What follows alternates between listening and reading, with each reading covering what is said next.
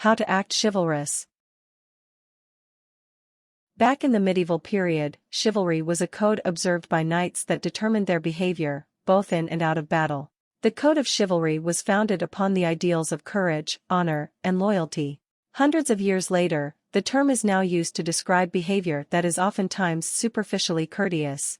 Chivalry should not be thought in terms of being polite. Instead, if you want to know how to act chivalrous, then the fundamental rule is to treat people, not just women, with respect and dignity. Steps. 1. Open and hold doors.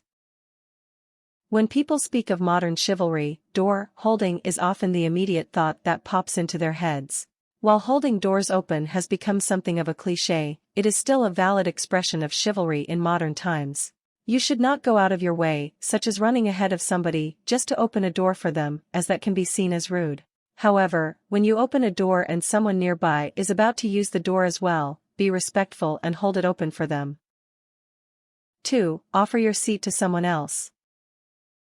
The term chivalry often conjures up images of a gentleman pulling out a dinner table seat for the lady.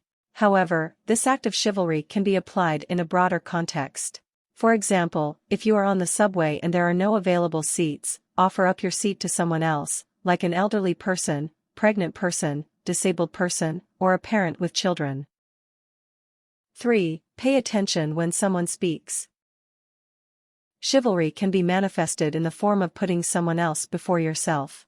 There's nothing wrong with wanting to speak out and be heard, but try to listen and pay attention when someone speaks to you. Truly listening to someone can be a simple but effective way to show them respect. 4. Consider the other person's thoughts and opinions. At one time, chivalry was thought to mean that men would have to take charge of everything, allowing the woman to take a back seat. Nowadays, a man should not only allow a woman to voice her opinions, but he should ask for them. On a more general level, when participating in an activity that involves people other than yourself, ask for their opinions when making a decision. 5. Keep all of the promises and oaths that you make. One of the foundations for chivalry is honor, and that means that you must not break your word. If you're asked to make a promise, do not agree unless you are willing to see it through. This applies to all people, not just women. 6. Keep chivalry and gender separate. Women, men, and non-binary people can both be chivalrous and receive acts of chivalry. Chivalry is different from benevolent sexism, the idea that women are delicate flowers who must be protected. To see if you are accidentally being a benevolent sexist, ask yourself if you would treat a man the same way you'd treat a woman, and if you'd be okay with a woman treating you this way. If so, you're doing well. 7. Help people with their coats. Offer to help them remove their coats when entering a building, and to put them back on when leaving. Tips. Acts of chivalry might sometimes be seen as frivolous gestures devoid of meaning, but most people do appreciate small acts of kindness and respect.